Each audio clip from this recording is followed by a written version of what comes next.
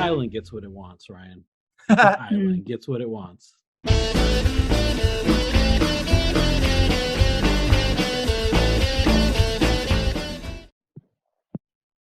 The best part of Fantasy Island were the orcs, knights, and leprechauns.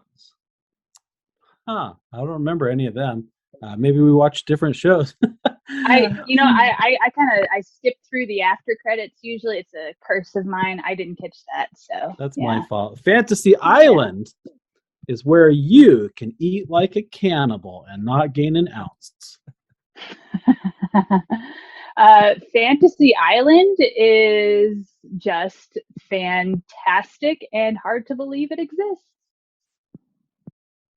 Fantastic as in yes. Fantasy. I don't know. That's all I could think of at the on the spot. Hello, everybody, and welcome to Falling Towers. Watch the first podcast in which you watch the first episode of a series so that you don't have to. Today, you guessed it, we are reviewing Fantasy Island on Hulu, episode 1, which is Hungry Christine / Mel Loves Rudy. With us, as always, co-creator, co-founder, co-CEO, co-cannibal of Falling Tower, Michael Kenyon Rosenberg. Yep, that's what they say about cannibalism. Once you eat a person, then you like to eat people forever. Yep, then you're a cannibal forever. I was going to say if you can't eat them, join them. But what do I know? We are also you're a very inexperienced cannibal, obviously. I am. I'm very green at this. I need to start getting red. So rather than a cannibal, Jackie Goehner is here. She's a costume designer, costumer, cosplayer, maker of things, and model. I do that too, yes. And cannibal. That is correct. My name is Ryan T. Husk, not a cannibal. I'm the 1 out of 3. I don't not a model. People. I'm anti-cannibalism, but I haven't tried it. So what you're saying is 1 out of 3 people on this show will not eat you. Is that what you're saying? This is a dangerous show. Not for me though, but for you, for Ryan, Ryan especially is in the hot seat. Sorry, Ryan. I feel cozy. So okay, good. Let's get into it, shall we? Because we've got a lot to unpack here. This is where the nitty gritty happens, the hand wringing. If you want us to review a show, just say WTF and the show in the comment section below. Like you could say WTF Fantasy Island 1997. Wait, 1977. 77. You could say WTF Three's Company, also 1977. You could say WTF Taxi. 1977. WTF stands for Watch the First, which is what we do. Put that in the comments below. Please be sure to like this video and subscribe. Tell all of your friends, including the ones that you just pretend are friends on social media, but you have them unfollowed.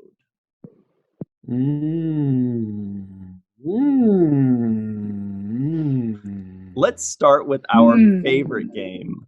My favorite game, which is predictions, or as Mike calls them, predicaments. Oh, a new one.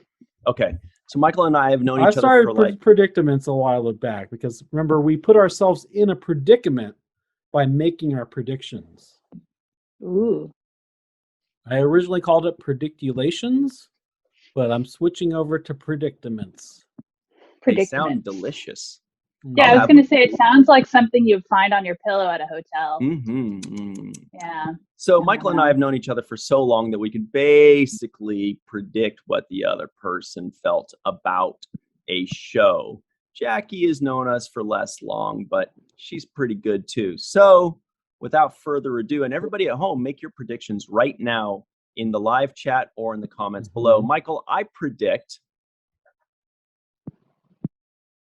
you're right down the middle on this. I think you're right down the middle on this. I think you liked some of the elements, but it didn't grab you. It just didn't. It didn't quite. Yeah. Jackie, The way you made a face right then when I said that about Michael tells me that that's exactly how you felt about the show. I don't know. You kind of went like, yeah, that's how I feel. So I am absorbing your answers. Sorry if I agree with absorbing your answers. I'm very happy with that. You're forgiven. It gave me a hint of something to work with. I could be wrong, but that's my predictions for you. What do you think, Michael? Okay. I think Ryan hated this. He did not like it at all. And I'm saying that purely because I know Ryan and I watched the show and I know how he feels about things. Obviously, Ryan doesn't like a lot of things. And I feel like this is one that he would definitely not like. Jacqueline, I think that you're maybe a little bit warmer than medium, like maybe a 6. Okay. All right. Okay. All right, I'm wrong, obviously. Okay. No. Jackie likes to let us know how close we are in our guesses as we're guessing. I know. I'm terrible at this active game. Listening. Yeah. Yes. What are your predictions, Jackie? And Michael and I will pretend to give hints as to whether you're right or wrong. Okay, cool. I like that. You're just playing my game with me, but no, it's your game. But anyway, so I think, let's see here. We'll start with Ryan because I know Ryan better. I don't think Ryan liked this. What? I know, crazy. No, I don't think Ryan liked this, and I do know why, but I won't go into it until much later. But let's see, and I don't think either of you like this, actually. I can definitely say Ryan doesn't like this. I feel confident in that answer. But yeah, that's my predicament. Like, I think let's see. Yeah, I think you both would like collectively give it a 3, if that, like, join together. That's how much I think you guys don't care about this. Or maybe a 4. Maybe a 4. Wow. Yeah. But maybe a 3 too. All right. But so maybe a 3. Everybody maybe at home, 3.5. You've gotten a lot of hints, guys. So make your predictions now. Do you think I liked it? Do you think Michael liked it? Do you think Jackie liked it? And why, if you want? And Michael's going to buy you a little bit of time to do your typing while he tells us, what the heck is this show even about? People who walk in with a desire will end up reborn to themselves through the magical realism of Fantasy Island. In this episode, a local morning show host has a simple fantasy. She wants to eat until she realizes she's hungry for much more than food. Also, Ruby Akuda, who is afflicted with a terminal illness, arrives with her husband and is given a new lease on life. Woohoo! Yay. Poignant. Fantasy Island. That is now the island. We're going to get to Jackie's favorite part, which is, when we compare and contrast what we expected before we watched the show versus what we actually got once we had watched it. So let's compare those. Expectations is the name of this segment. It is. That's what Ryan likes to call it. Oh, I love it. I love calling it that nonstop. Okay. So, wait. Yes, Michael, before you watched this episode of Fantasy Island, Hungry Christine / Mel Loves Ruby, what did you actually expect? Well, I expected a reboot. I expected that they were going to just do a new version of Fantasy Island. So I expected like a suave Ricardo Montalban type. And I expected a short tattoo type, the plane, that little guy. So I expected to see that. And I don't really remember too much of the 1977 version of the show because it came out a year before I was born. But I do remember seeing maybe later seasons when I was a kid, or like reruns probably. But I don't really remember anything about the plot or the details. But I think what I expected was that these people would just be here on vacation, and then weird things would start happening to them. Interesting guess. Jackie, what did you expect before you watched this first episode of Fantasy Island? I was sort of expecting the same thing, that it was going to be a reboot, that we were going to have, a similar looking, host of the island. I think his name is Ricardo. Here's the thing. I have not watched the Fantasy Island TV show from the 70s since I was like a kid. And so I have very little memory of it, but yeah, so I wasn't sure exactly what to expect of this, only that okay, this is probably going to be a reboot. They're going to have all the fun little, cameos but modernized and everything like that. So that's pretty much what I expected. Typical reboot, Well, nothing special. Who cares? I'm going to give it a shot too. I'm going to tell you what I expected. Okay. So before I saw this first episode of Fantasy Island, I didn't really expect too much. I do feel as though I'm sure I had seen it when I was a little tyke. My parents would watch it or something, because I do remember Mr. Rourke. I remember Ricardo Montalban, and we were supposed to like him, so we did. That's what I remember. He was charming and cool. Like, he had the answers and he's suave and whatever. Then there was also the little person, I can't remember his name, Tattoo. Tattoo. And his line was always the plane boss, right? That was the thing. I'm sure he said other stuff too, but that was his catchphrase. So that's what I remember of it.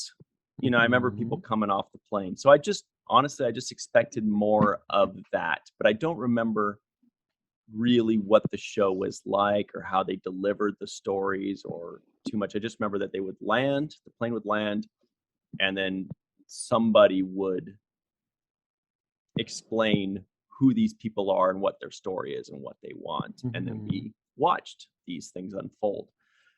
So I kind of expected more of that. That's really it. But that's what we expected. Michael Kenyon Rosenberg, what did you actually get?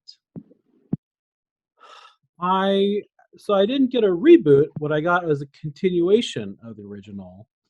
So they've got this lady, Elena Rourke, who is the grandniece of the Ricardo Montalban character. I don't remember. I guess Mr. Rourke. I don't know if he had a first name or what it was or whatever. But then also, I guess, from what I didn't remember as a child, is these people know that the island can bring them their fantasies or whatever, like make magic happen for them. I just assumed that incorrectly that they would go there just for a vacation and then weird stuff would happen to them. But they know, and this is a weird part to me, they go there and they know that the island is magic and can make dreams come true. And so I guess I didn't really understand that from when I was a kid watching this. But really what I got is there's a few stories going on here. I got one terrible story, one good story, and then half of an all right story.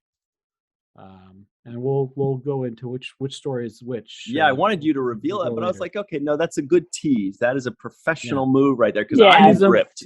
I got tease them before you tell them. That's what Craig Valentine, world champion of public speaking, says. Yes, Craig the Hammer Valentine with the elbow maneuver. Remember, his name was actually Greg the Hammer Valentine. Anyway. Right. Jacqueline's turn. Oh dear. my turn. Oh dear. What did you get? I got, basically kind of like a continuation from the old series. That like, okay, this island seems to be kind of handed down in a family. And like you've mentioned more before, Michael, how people, I don't remember that part either as a kid, like that, people came to the island. I didn't remember them ever knowing that it was a magical island, but the people who come here seem to be familiar with the potential magical aspects of it. And yeah, it had 3 stories. One that was actually very heartwarming and like, okay, nice and all that, and then one that was, you're gonna tease too. I'm gonna tease too. I'm gonna tease. Everybody gets a tease. Everybody gets a tease. You get a tease. You get a tease. You get a tease. But yeah, the other one definitely like not so much, and then the other one just kind of disturbing. Like that's just me. What do I know? Just watched it. That's all. Okay, well, I'll tell everybody what I did get without being so secretive about stuff. Oh, no, sorry. What I got was a story that was interesting, but I won't tell you which one yet. Teasing us, yeah. No, what I got was a show that I feel like I need to address parts of it individually, because it's hard to describe the show as a whole, as I felt differently about different aspects of it. So I guess what I'm trying to say was it was a mixed bag, but not a mixed bag on a higher grade. More of a mixed bag around the right around the just for those of you that are just listening and not watching, my hands are moving in a dumb way and it doesn't make too much sense. Yeah. But anyway, so that's kind of how we felt about it. But Michael, can you do the big reveals now? What was the horrible storyline? Ugh, the Hungry Girl. That was just terrible. I had a feeling. The whole story, it started out bad. In the middle, it was bad. But it ended off. So all around, just a terrible story. So this girl, Hungry Christine, I guess is her name. I just kept calling her Hungry Girl in my notes because I didn't want to have to type out Hungry Christine every time I wanted to talk about her. But Hungry Girl, she's like a TV news personality, like morning show, and she's super fake. She puts on these airs of like, oh, I'm happy. Oh, happiness is a choice that you make every single day. And then she starves herself because she like has a freak out because somebody brought in donuts to work, and she's like, why did you bring in donuts? Oh, donuts are bad. Oh, girl, no. Same. Yeah. Yeah, who doesn't like a donut?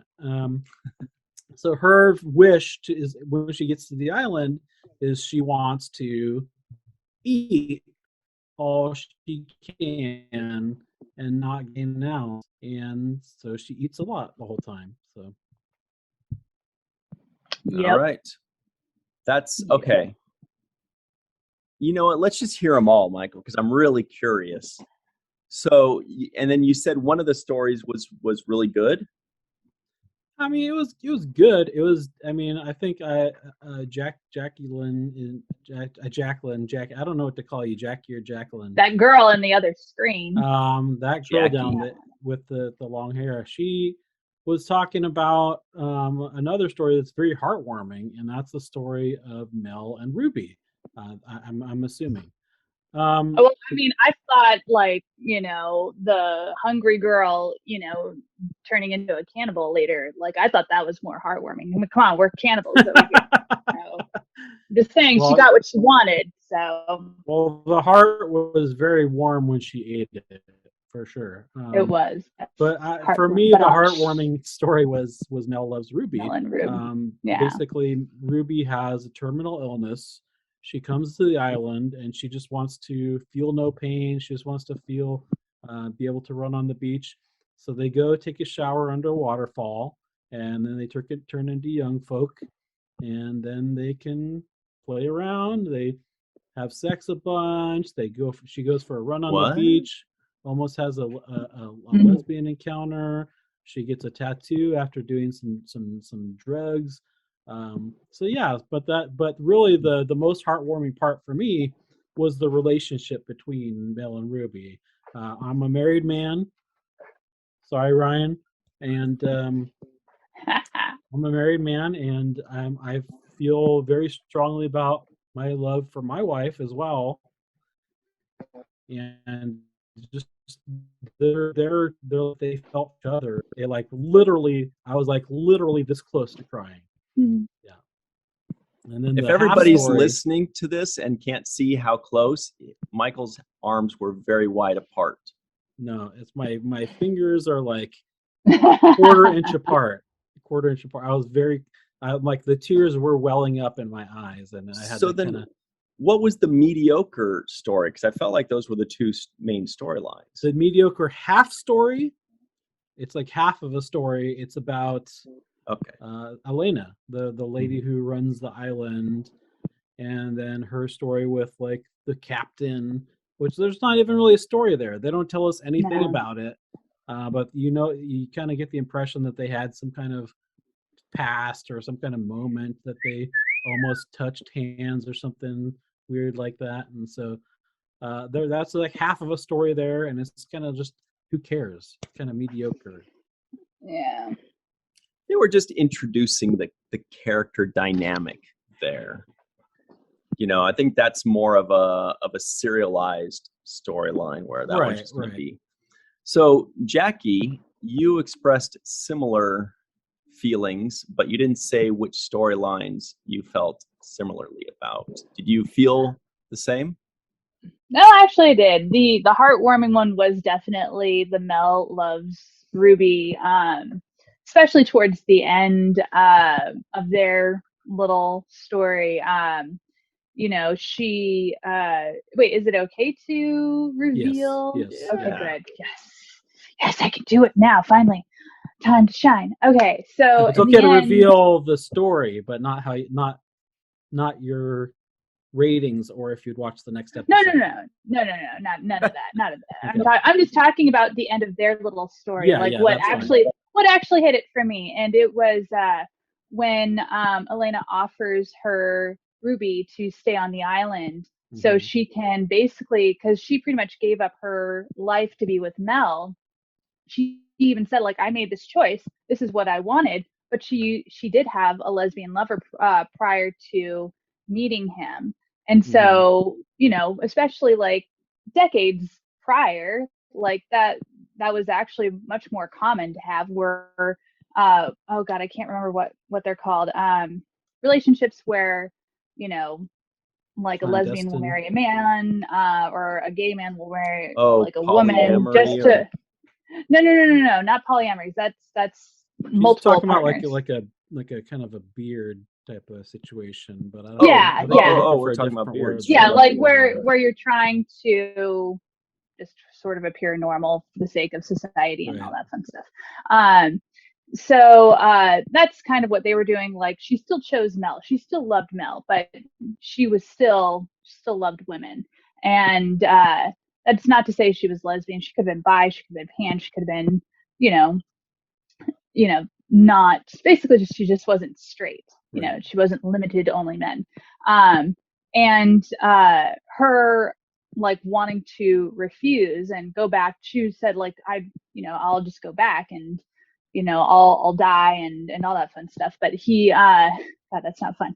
But he Mel was saying, like, no, you need to live your life, like, basically gave her not like permission, because she doesn't need permission, but encouragement to stay on the island and to live out the rest of her life. And I was like, that is such a very beautiful and heartwarming moment, because that is true love. Like, you never want your partner to, you know, not be themselves, or Right. you know, or any of that. So I felt Well, I think that was like very the main thing for me is like, he knew that if she left the island, she's gonna die anyway. Right. Yeah, And and he so didn't want her to die. Yeah. He's choosing her happiness over his own happiness of staying with her. He's like letting her go to go live her own best life now that she is like young forever. And so that's that kind of sacrifice that Mel made in the name of love, you know, knowing that he kind of like was like, he peeked in and he saw her getting a tattoo from the other girl, and there was some leg rubbing going on, and I'm sure he knows that she's gonna get it on with somebody else now that she's gonna be on the island forever. But he made that sacrifice for her. Yeah, it was very bittersweet, because obviously you still feel for Mel. It's like, I don't think like he knew that, you know, that she liked women, you know, throughout their marriage. Like, he might have suspected or something, but it didn't become, it's so weird, because they constantly say, we've been married 50 years. We've been married 50 years. We've established that. We don't need to say it more than, I don't know how many times they said it, but they said it a lot. I was like, I don't need a reminder, thanks. But I okay. do. But at least 3 times, yeah. At least 3 times. Give me 3 times. So, like, at this point, they've been married 200 years collectively, however many times they've said it. But they've been married 50 years, and they constantly remind the audience how well they know each other, which I always find very annoying. But but he didn't catch that. That, like, even though I found the whole moment very heartwarming, it was like, okay, but it was still very sweet and heartwarming, and I did like it. It was, you know, it was very, very, it was lovely to watch it go in that direction. Okay, I think I've spent a lot of time on that one part. Okay, so the next part that I found very, very disturbing would be obviously the Christine, hungry Christine, basically. And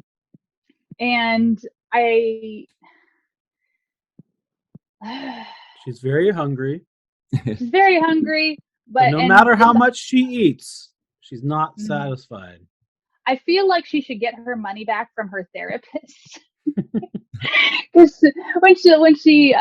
when Elena even confronts her about the food, which, by the way, like, if I went on a fantasy island or something like that, that would be my thing. Like, I want all the fucking food, and I want all the effing food, and I want to eat it without gaining an ounce. Yeah, that is okay. Good. We allow spice words. And they did a great job of making the food look like fun to eat. Like that montage, I was like, damn, I want to eat all that. That all looks. She was just going after all the sweets, though. I would be like, yeah, I know. Like, I'm the same. Savory. Yeah. She literally said, I just want burgers. And they give her piles of sweets. I'm like, where's the fucking burgers? Where are they? I wanted burgers. What the heck? Like, give me the snacks. Yeah. But yeah, it was all like this decadent, you know, sweets and everything, and like, that's awesome and whatnot. But like, Elena even says, like, so, you know, are you sure it's food that you want? Like, maybe you have like an underlying issue, like, mentally. And Christine replies, oh, I'm seeing a therapist. I'm like, bitch, get your money back, because you're clearly, you know, you're not making any like breakthroughs with this therapist. So, and you had to go to Fantasy Island and eat your dad to figure that out. No, that's not healthy. But yeah, like, to nutshell her story, she was being abused, mentally and verbally and emotionally abused by her stepfather. Her mother passed away of a terminal illness, and it was very hard for her, and she wanted to be a news anchor, and her stepdad was basically saying, you need to lose weight, you need to get your horse teeth fixed, and all that stuff, and basically destroyed her confidence as a child. and it's haunted her throughout her years. And then he shows up magically on the island, her stepdad, and he's giving her the same flack and abuse and everything. And then like her final night of the island, I'm going to describe this because it's a little, I would say, kind of graphic. Use some very picturesque detail though. Okay. All right. So like if you've ever roasted, like if you've ever gone camping or grilled anything, like hot dogs, for example, and you'll see the charred carbon like all over the hot dog. I don't want to say wiener because it's a bad word, but we allow spice words. We allow spice. I know. I said the F word, but not the W word. It's not. But yeah. So he's all charred like all over his face, and he's got like, doesn't he have like an apple or something like that in him? Yes. Mm-hmm. Here's what made me angry. So angry. So you see his whole face like charred and everything, and then you see his hair slicked back, and his clothing intact too. His clothing intact. I'm like, why is his face charred, but he still has his hair, he still has his clothes on? And why is food appearing out of nowhere too? Yeah. I guess that's Fantasy Island. That's a fantasy. Yeah, that didn't bother me because it's like, look, this is all like fantasy. It's like dream sequence stuff. There are a lot of things too that I was just like, I tried so hard not to nitpick the hell out of it, and I was okay. Oh, it's very I did okay at that because otherwise I do nitpick things. But as stupid as I found that whole storyline, the topper, the thing that topped it, is she sees her stepdad roasting over an open flame, and she's like, "Ooh, all right, yeah, eat that, fool." That was the disturbing part. I'm like who looks at a human and is like, yum. Mm-hmm. Right. She has serious problems beyond, worrying about a few pounds here or there or past traumas.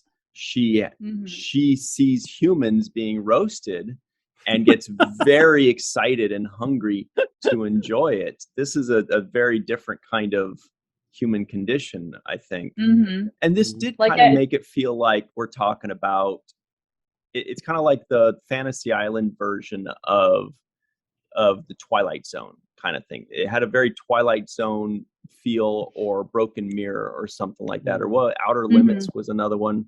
So, I'm like, okay, maybe that's kind of the angle they're going with, and that's probably how the original was. Although I think the original may have had more than the couple storylines. I feel like it would have a few, but I really liked the structure. I thought it's very cool that you could have like the plot A and plot B, and maybe all of the titles will show both in the, both plots in the title. But there are a lot of things I didn't like about this.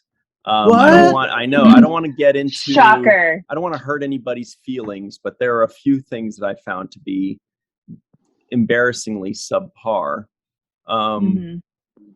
But what I did, one thing I was clamoring for throughout the entire show was, I was like, dude, you gotta have more than 1.5 main characters. There's Mrs. Rourke, and there's Pilot Guy that pops in and out. I'm like, you got to have more recurring characters.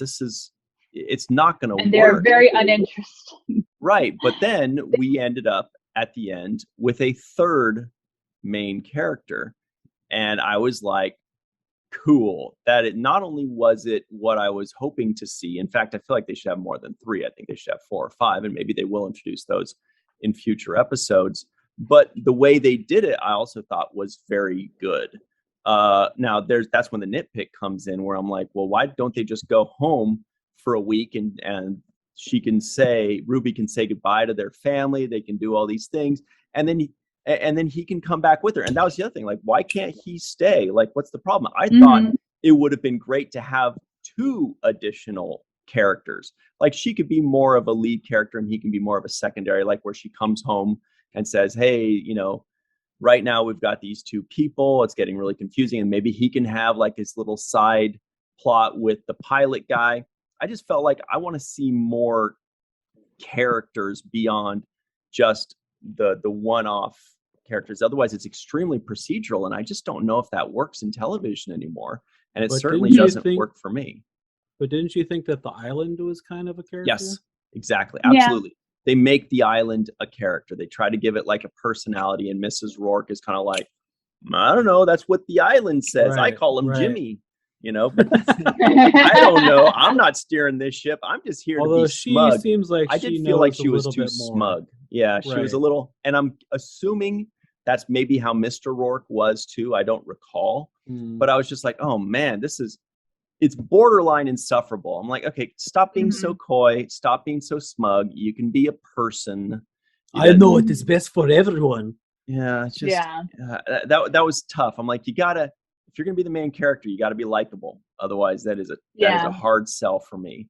But anyway, I really liked that twist at the end. I give that an absolute A+. I put in all capital letters. Perfect.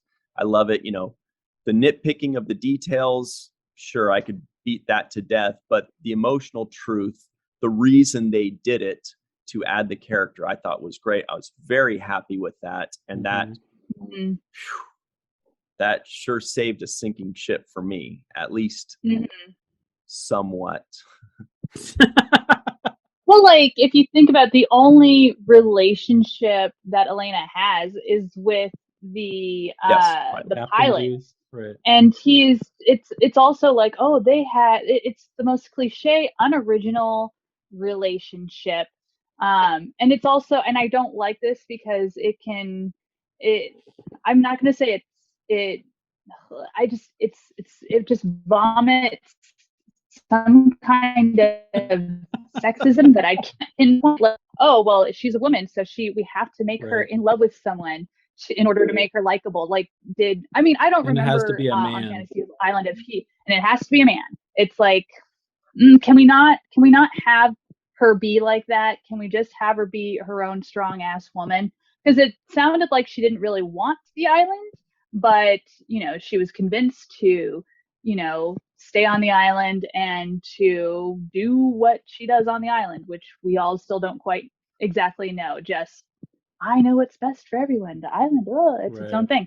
But yeah, you can be interesting without a man is what I'm trying to get at. And it sounds like they were trying to really insert that she had a love interest or some kind of history with this pilot, and it was so unnecessary, and it just that pulled me out entirely. I was like, oh, don't like this. I don't like this at all. Like, not okay. Personally, like for other people, it could be like very, very interesting. Some people are super duper into the romance, and it's okay. But it's just, this is so cliche. It was god awful. And yeah, there's lots of like tons of little things, as Ryan pointed out, lots of things to nitpick. There's things that just don't make sense. Like it's just, wow. Like, if I was on this island, I would be freaking out left and right about certain things. But oh, look at this chocolate that came out of nowhere. Oh, I'm just going to keep eating it. Not like, okay, chocolate just came out of nowhere. Is that like demon chocolate? Is that like poisonous? Is it going to kill me? What's going on here? I'm not like, I don't want to die, because you're putting your freaking lives in somebody's care on an island that's like no one can go on or off except for like the one pilot guy who's like pining after the host of the island. But yeah. So no, to me, I'll be honest, like, I didn't really mind that romance thing. I didn't really pay too much attention to it, so I didn't like it or dislike it, but I understand why they did it. I mean, that's giving the character more depth. You gotta give them something beyond, otherwise she's a robot. Plus, if you think about it from the pilot's point of view, if you take that aspect out, the pilot's an extra. At this point, why bother having him unless he's in some way infused into the storyline of the lead characters? And if there's only one other lead character, then he has to be, a brother or a best friend or a romantic part. There's got to be something. Otherwise, again, he's an extra. So This is But at the why same- I think it might have been nice if they had maybe one or two extra characters. So then if you don't like that she has, that they're throwing the pilot a bone, then they could give the chef a bone. Maybe the pilot, and that's why I was saying it would have been cool if Mel, the bartender also, Isaac. yeah, or Mel also stayed. Then you can give the pilot a best friend in Mel, and Mel can be like part of his storyline. But since there isn't that, that's it. Like that's their only option. Otherwise, he's just an extra that shows up and drops people off and flies away. I'll point out though that this show, at least in the 70s and 80s, was a lot like Love Boat 2, where it's not about Isaac reference. The people on the island. Yeah, that was what I made the Isaac reference. It's not really about the people that live on the island. It's more about the people that go to visit the island. Right. Mm-hmm. And so that's every week you're going to have these new people coming on every week. So I don't even know if that would work in today's. That's exactly. I don't think that works anymore. Yeah. Because you don't really have time to get to know the characters and develop a relationship with them. It's just like, oh, here's these new characters of the week. But to play a little bit of devil's advocate to the reason why Mel can't stay, the island gets what it wants, Ryan. The island gets what it wants.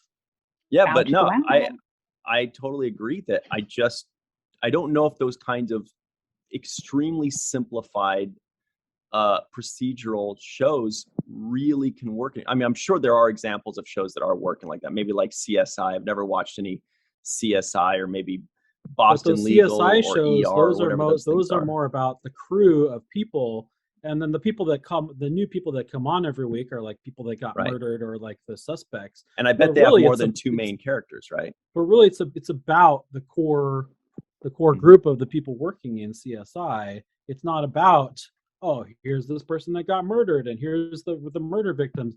It's not about them. It's about the people that are working together to solve these crimes. Where these kinds of like the fantasy, I wouldn't call Fantasy Island a procedural. Yeah, it's almost.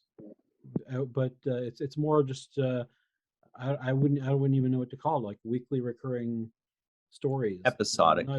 Episodic. Yeah. Yeah. But I think that they're trying to give us that relationship between Elena and the pilot to have them have some sort of arc for the season. Like what are you saying, Jackie? Before. Oh no, it's just like the way it was set up. It's setting up like, you know, there could be in the future a romantic relationship between them, and I don't like that personally because I don't even care about as a woman. Yeah, I mean, I know you guys don't care about it, but I'm also a woman, and this is a female host, basically the lead character, and as a woman, this is just me personally speaking. I'm sure there are plenty of other women who probably would love to have a charming, handsome pilot guy, like, oh, flirt with me, that stuff. I don't find that charming at all. Like, I would rather see, you know, a host of an island who is her own person, that doesn't rely, like how she's written. It's almost like, let's make her interesting. Let's throw some romantic, you know, Easter eggs here and there to try and figure out like their history and then kind of root for them.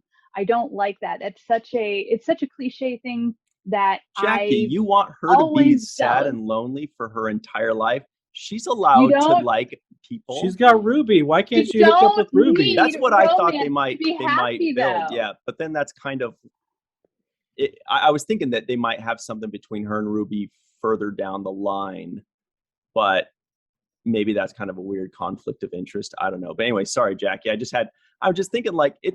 I feel like it's okay for her to have she's the lead of a show. It's okay for her to. All right, here's my like question. Somebody, I think. Why can't we have a potbelly captain who stinks and he's got a big bushy beard and he's not the love interest? He's like the fatherly or whatever. The mentor. Comedy relief. Yeah. My point is that they can just be friends, and then she can still be interesting. She can still be her own person without needing romance in her life in order to be an interesting character. It's the very, very trope, very cliche thing that how women are typically written, and I didn't like that about her. That's my only complaint about her, really. So That's your only just me complaint? though. Well, I mean, that's my big complaint. I'll just say that. But yeah, that's like that. Like I said, there are women who like that, and that's okay. I'm not saying it's not okay. It's not okay for me as a person. I don't like that cliche in women. Like I do like romance. I do like any like it's just that it's Fantasy Island. There's going to be so many other like characters that come on that will have their romance, their their finding outs and everything. Like we had it in this episode. Like I don't know. To me, it's just if I have a strong female character as the host and everything, she doesn't need romance intertwined in her personality or character. It just doesn't sit well with me personally. That's like I said, that's me. What do I know? You know what you like. Yeah, I do know what I like. Yay. My key takeaway from that was that ladies out there, you're all right, whatever you like. Right. Okay. And it's also okay if you don't date anybody ever. That's also okay. You don't have also to do that. Speaking of which, okay. No, not speaking of which. not speaking of which. This is not a segue. Jackie, let's talk about you for a minute. Oh dear. Oh, I know. Gosh. I know. This is the part we've all been waiting for. No. The clamor is alive. So you have quite a crazy schedule going on because as a cosplayer and costume maker, Halloween is like the big time season, right? And when that starts getting closer and closer, the jobs start piling up. Is that right? They do, yes. Like from September 1st to the end of October, I will get close to 20 to 40 orders. Just like not necessarily full costumes. Full costumes I'll usually get like about 15, but I will get a lot of commissions. And it's not just make from scratch. It's also stuff that I've made in the past before that people will rent. So it's tracking all that and making sure things fit people and, running around all over Los Angeles and doing fittings for people who are going to like celebrity parties and things like that. So that's what I generally do. But a lot of the time people will want something more custom to them. Like I remember not last year, but like the year before, because like nobody really some people celebrated Halloween last year. Like last year I made a Link costume for Logan Paul. And then like the year before I made that was the biggest name that I worked with last year. But I don't care about the name. I just like that you made a Link costume. Oh yeah, no, I make Link costumes, Zelda costumes like all the time. Like I live and breathe it. But then like the year before I made a Jessica Rabbit costume. And that looked really, really great. And rented it out to somebody. And then I think the year before, I don't know. I do really, really major costumes for people. Like just all around LA for Halloween, and it gets me busy. And then you should of course make I have my own stuff. An April O'Neil costume. I'm already doing that. How funny of you to segue that. How did you know, Ryan? I just looked at her and was like, Michael and I, we were both thinking it, but I had the nerve to Who say it. Who doesn't love the Ninja Turtles? How's that? I am making an April O'Neil costume. Yeah, it's coming along. It's almost done. I need to go back to Fashion District and get a zipper because I got the wrong color and but then I'm also making a Black Cat costume. Those two characters I'm actually Black Cat from Spider-Man. Black Cat. You don't know Black? Oh, okay. I wasn't sure if it was just a black, like a furry thing, where you're like, meow. No, why would I do that at a convention? These are for conventions. We don't judge if Halloween. People like to dress up in furry things. That is their thing. Yeah, so you judged before that, but I clarified that was fine with for us. So. Yeah. I had to bite my tongue when Jackie said, when you said, I'm not going to dress up like a black cat. Who would do such a thing? And I wanted to be like, yes, who indeed? But no. We don't judge. Anyway, please continue. But yeah, like I am doing those two for a convention in Las Vegas, beginning of October 1st through 3rd at Unicon. And then I have, of course, like San Diego Comic-Con. I'm hoping to finish my Angelus costume with hopefully animatronic wings if I can figure that out all in time. Wow. Unfortunately, my October's like literally booked with commissions and another costuming job that's pretty much going to eat up the next 6 weeks of my life. And then I'm doing LA Comic-Con, which is beginning of December. And I don't know if you guys know Labyrinth. Yes, this is the big one. The movie. Yes. I'm doing Sarah's ball gown from Labyrinth. And I'm trying to go as accurate as possible. Like I'm literally growing the crystals that like she's got crystals that are like encrusted like at the edge of her bodice, and of course also on her necklace. So I'm growing those crystals. Well, they don't even show. They don't really show up, but if you look at reference photos, like photos of like her like close up clear detailed photos, you can clearly see crystals. And sorry, I'm an old school cosplayer. Anything I make, I have to like make it as close as possible, and if I don't, it's going to destroy my soul just a little bit. So that's what I have to do.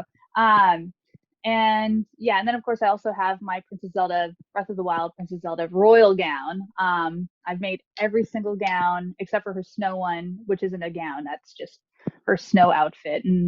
But her royal gown I have not made yet, so I gotta do that. But this yeah, is going to be exciting. So and everybody at home, all of those descriptions, you're probably going to be able to see pictures of those at some point on Jackie's social media, which you can find, guess where?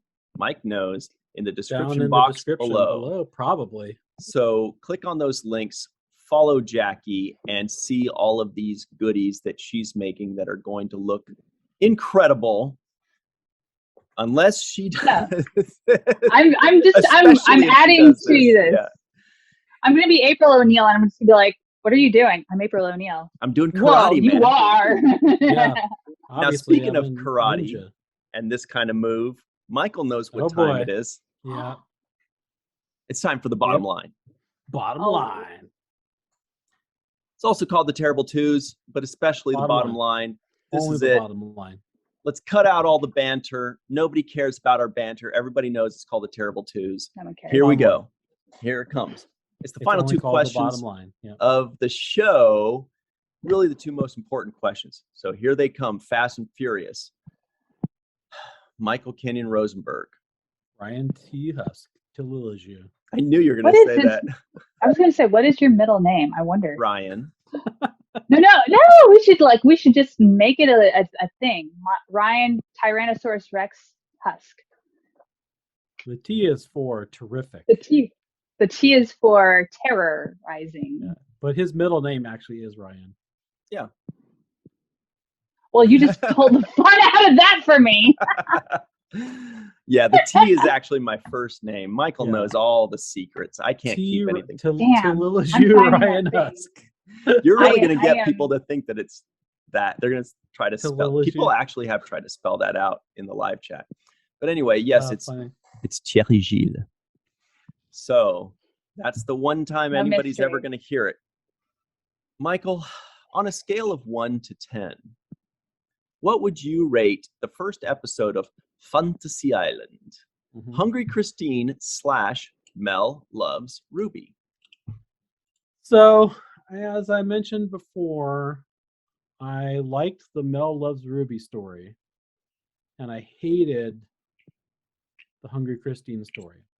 So right there, those kind of even each other out. And so if it was just that, I would just give it a 5. But I also mentioned that there's like half of a story that was like all right. So because of that, it gets bumped up to a 5.5. Oh, Mm, okay. I thought you wow. were going to drag it down a tad. I thought you were going to drag it down a tad. I'll give it a 5.5. Maybe it deserves like a 5.2, but I'll give it a 5.5 just to be generous. Very generous of you. You're too nice. Jackie, nice. well, we're about to find out. Jackie, are you too nice? What would you give it on a scale of 1 to 10? I think I'm less nice. And it's not because of the Elena thing. Like I do,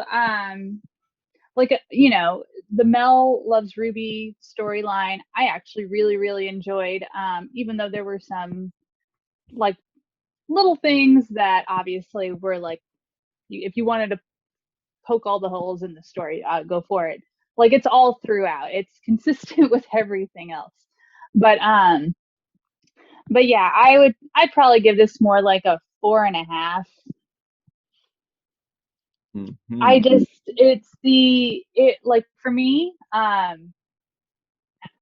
Hungry Christine episode or part story, I felt was a little like they executed it wrong. It's kind of like come to the island and eat your, abusive stepfather and have a great time. Like, Yum. like yum, delicious. That's what we want. Like, nah. Like, I mean, I'm glad that she was able to figure that out, but like, but it required like eating the thing that she was doing that was wrong, like for herself. Not like, I eat all the time. I love eating. Eating's like my favorite pastime. But it was just how it was presented, I felt was in a way just kind of wrong. And especially like, I get to eat my dad. And like, I know they were kind of subtly building this up that she was going to eat her dad. Like, I'm hungry for something, but I can't put my finger on it. It's like, yeah, okay, that's okay. But it is just, to me, it was too much.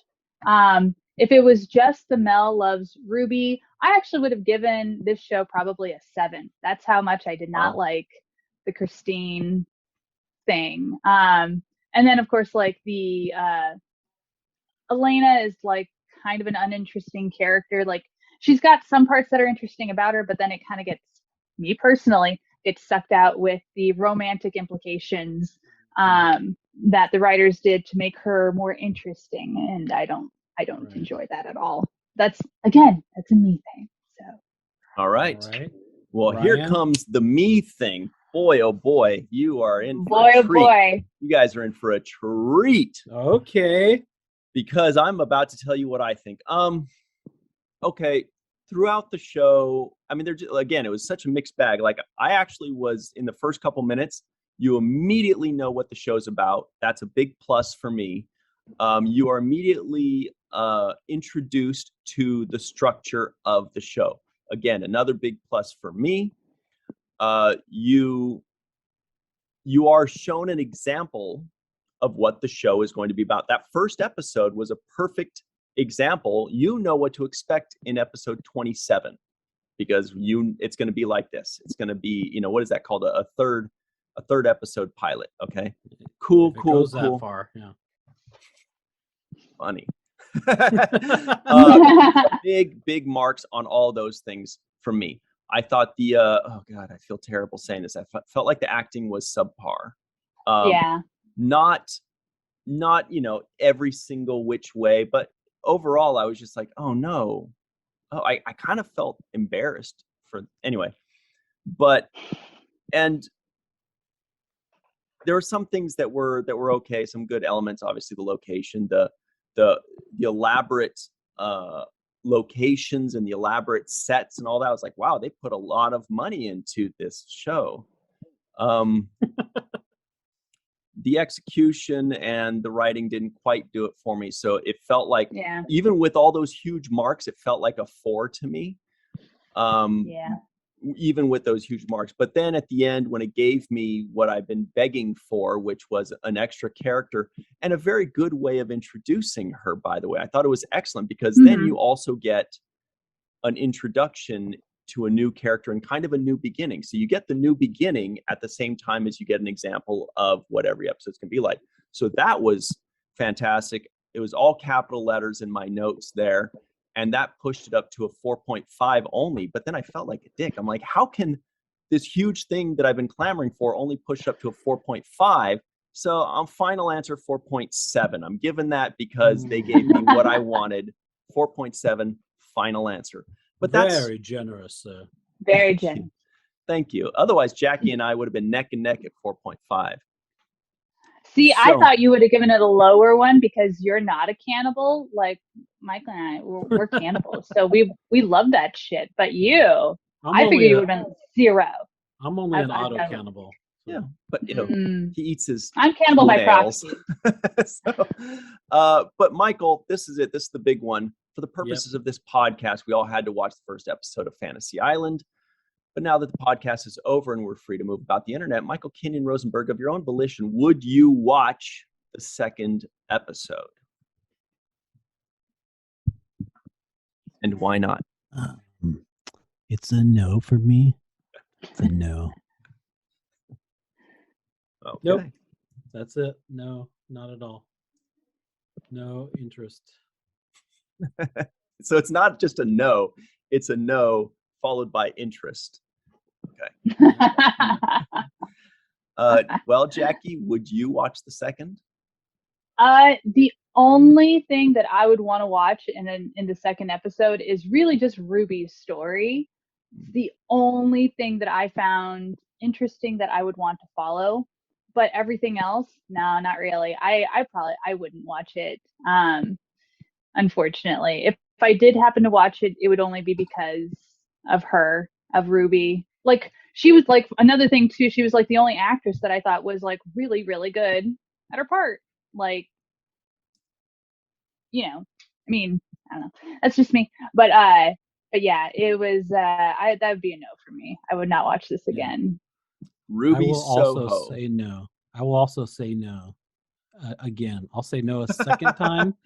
For the guy that gave it a 5.5 is acting like it was so horrible. You gave it a 5.5. You gave it the highest rating out of the 3. Don't try to convince us you hated it. I'm saying no, especially because there was no smoke monster. Okay, lost. Got it. Okay, well, let me tell you guys I wouldn't. I wouldn't watch the second. Yeah. I would recommend if this is what people are looking for, this kind of episodic show, which I'm not even sure if it really fully works anymore in today's television. If people are looking for this kind of show, then that final twist that we've been talking about with Ruby almost made it worthwhile for them to almost made it to where I could recommend it to somebody who is looking for that. In this case, I might just be like, well, you might give this thing a try, but I would not recommend it. But again, it almost made up for that for me. But for me personally, I'm not interested in those kinds of shows. So it's an easy peasy no from me. And that's it, everybody. We did it. Yay! So if you'd like us to review a show of any kind, just say WTF and the show in the comments below. Michael, what is it? What's the thing I always forget to say? I'm kind of interested actually to see if we review the Fantasy Island from 1977. Yeah. To see like if the format was the same or if it was a little bit different like I thought it was, or I'm kind of interested in that. Yeah. So give it to us, guys. Give it to us. So we say, tell us what to watch. WTF Fantasy Island 1977. WTF Bonzo and the Dog Bone. I don't know what shows are. Or record yourself, just an audio recording of you going Fantasy Island, and send it to us on like Facebook or something. And just give us WTF The Wrath of Khan. All right, we got it. TV show. we got to move on. Here we go. We spent enough time on Fantasy Island. So thank you very much, Jackie. Everybody at home, make sure you click on the links below and also click on that thumbs up button for us and leave us a comment. Share this with your friends. And remember Subscribe button. what Michael Kenyon Rosenberg always likes to say. No, we say the podcast. That's the thing I always forget.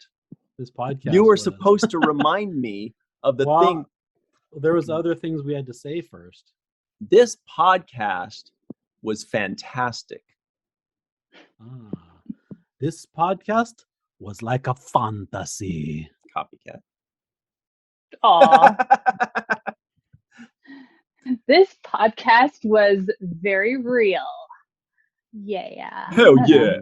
All right, now please remember what Now. Michael Kenyon Rosenberg always likes to say. What I always say is, don't forget to register to be an organ donor with Donate Life America. And please don't forget to watch The First of Things, which is the new thing that I'm doing now.